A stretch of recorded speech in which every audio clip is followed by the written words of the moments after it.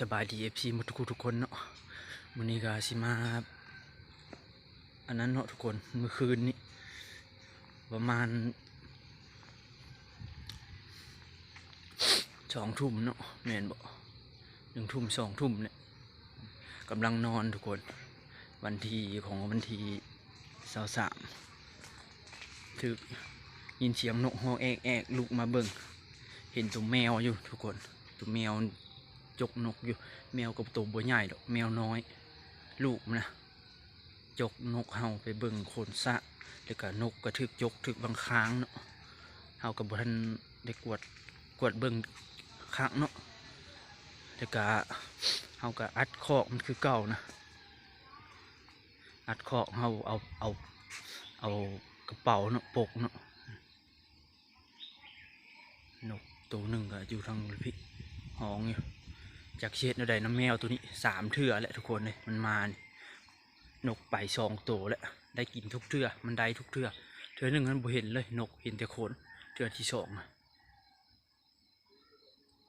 เทื่อนี้เขาปกเทิงดีๆแล้วมันเข้าทางหน้าเลยเนาะทุกคนไปเบิ่งน้ำกันเนาะไปเบิ่งน้ำกันเด้อทุกคนโอ้มันกินอีกหรือบ่นี่มันมารอบ2บ่นี่ทุกคนโอ้กายว่ามันมารอบ2แท้ไปเลยทุกคนไปเลยมารอบ2ยังเหลือจากตัวนกบัดนี่อ๋อยังเหลือแต่ตัวเดียวอ๋อมันกินได้2 ตัวคุณว่านี่อ๋อนี่ทุกคน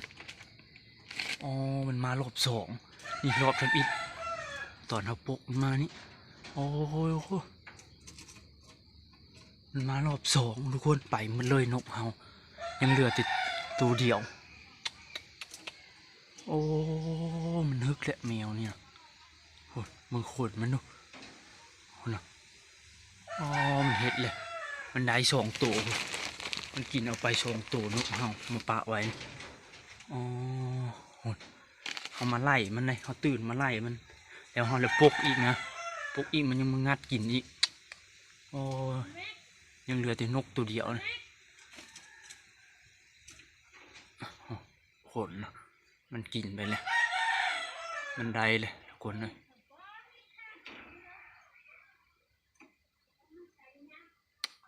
โอ้นกตัวห้องดีๆเอามาปะไว้นี่เสียซ้ำทุกคนเฮ้ยแมวอันนี้มันตั้งฮึกและแมวนี่โอ้อันนี้เขากระปกไว้นะมันมาเท้านี่นกนี่เมื่อคืนนี้มันมาเท้านี่ตก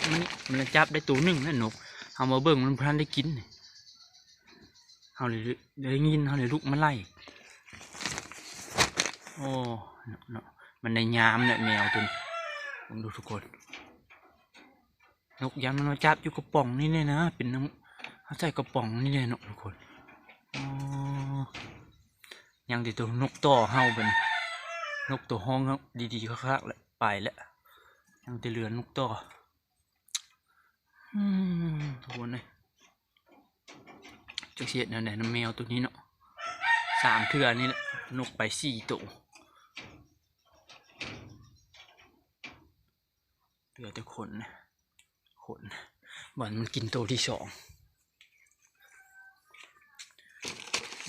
ปกดีจำได้ยังว่าบัวรอดมันนกแมวเนาะ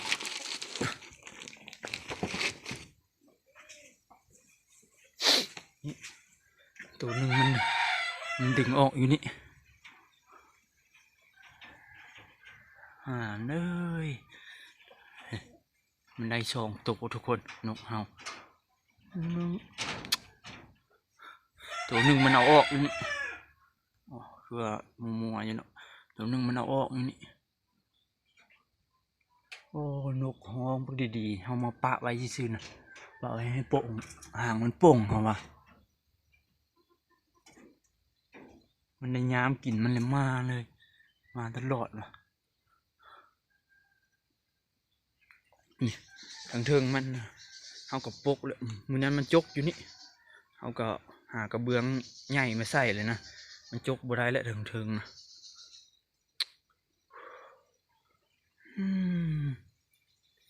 สียดายเด้นกห้องเพื่อดีๆแล้วตัวนั้นนะ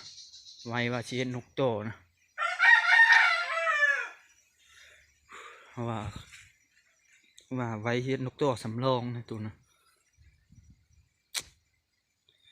ว่ามาถึงแมวกินซ้ำ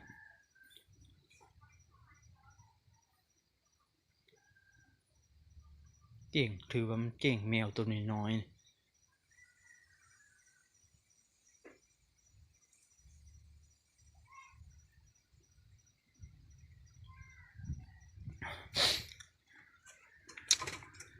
เฮ็ดแล้ว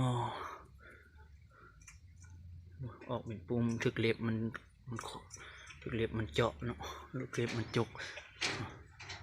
ติดกระนางเต็มขน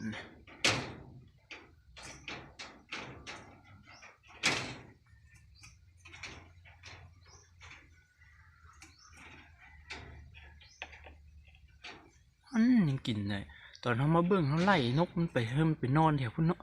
แถวในพุ่นแหละในพุ่นแหละอยู่ในพุ่นเลยเนาะไล่มันไปให้ไปนอน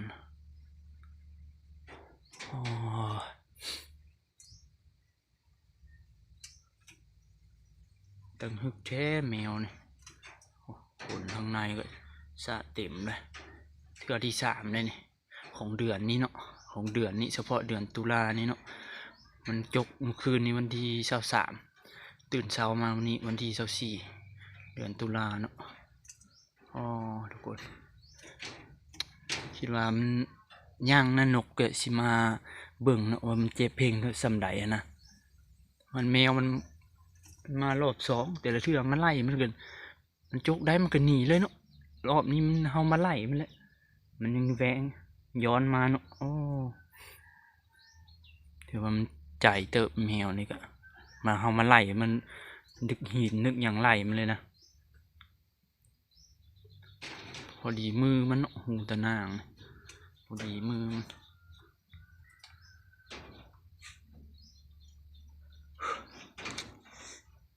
ไปFPเลยมีที่อันนั้นเนาะกำจัดแมวเนาะคอมเมนต์มาบอกให้เด้อทุกคนเสียนกไป2 ตัวแล้วมื้อนี้เดี๋ยวหาซอกเบิ่งก็บ่เห็นนะตอนเฮามาตัวหนึ่งมันลงไปนอนอยู่นะตัวหนึ่งอยู่นี่ตัวนกจ่อเฮานี่แหละมันกระจับอยู่นั่นแหละตอนเฮามายืงเบิ่งได้เฮาคิดว่าสิบ่เป็นหยังเลยนะเฮาก็มาอัดมันยังมารอบ2อยู่เนาะโอ้ยฝนมันนะทุกคน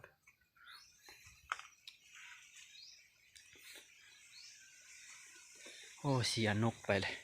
4 ตัวเดือนเดียวเสียนกไป4 ตัวนกฮ้องไปดีๆนะตัวหนึ่งเส้นดำคอมเกือบมาจุเดียวเนาะไปกดโคตรเสียดายนะไปพาไปเบิ่งนกตัวหนึ่งเฮายังดีจะเฮาบอกมาใส่กรงนี่น้ำทุกคนแค่ใส่กรงนี่ไปเมื่อคนห้องทั้งน้ำบานตัวนี้มันถ่ายคนงามกว่าหมูนะเอาเลยบุทันได้เอามาใส่เนาะน้ำหมูมัน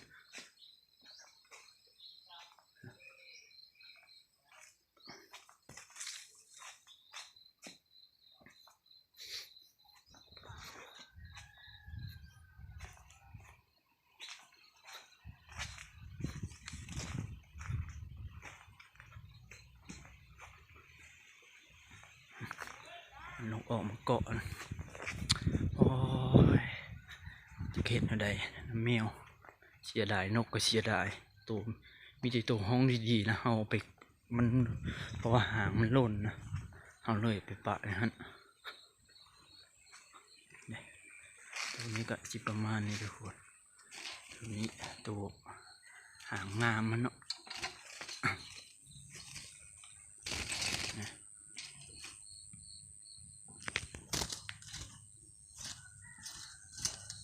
ตัวนี้ตัวหางมันงามเนาะตัวนี้เนาะ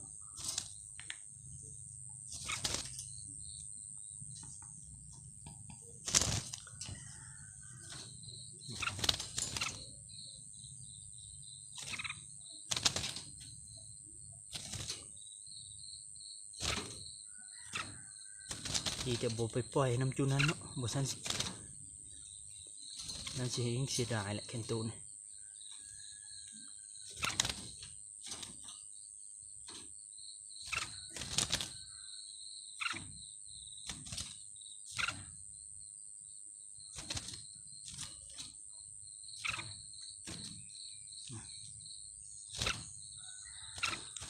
นี่หอนยาวเนาะทุกคนเนาะนี่ก็โอ้เรือที่ตัวนี้แหละบัดนี้เฮาอุตส่าห์ว่าที่นั้นก็ว่าปะให้โป่งหางยาวนะโป่งหางยาวมาแหละเจียวออกมาใส่กรงคือเก้ากรงนี้มาเกาะคือเก้า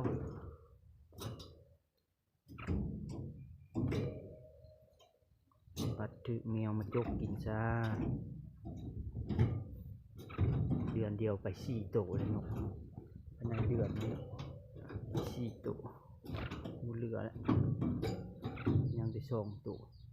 ตัวนี้กับนกต่ปะไว้ให้โป่งหางยาวนะ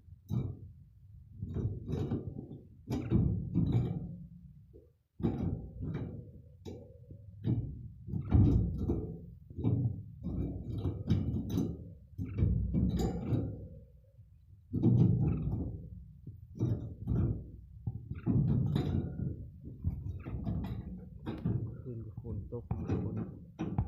เราก็บริยินเสียงมันมาจกนะเพราะว่าเขานอนเลย2 ทุ่มในคืนประมาณ2 ทุ่มแล้วตื่นก่อน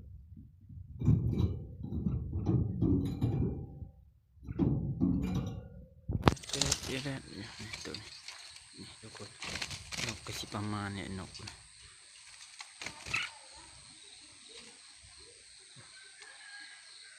จุกมันยาวเนาะตัวนี้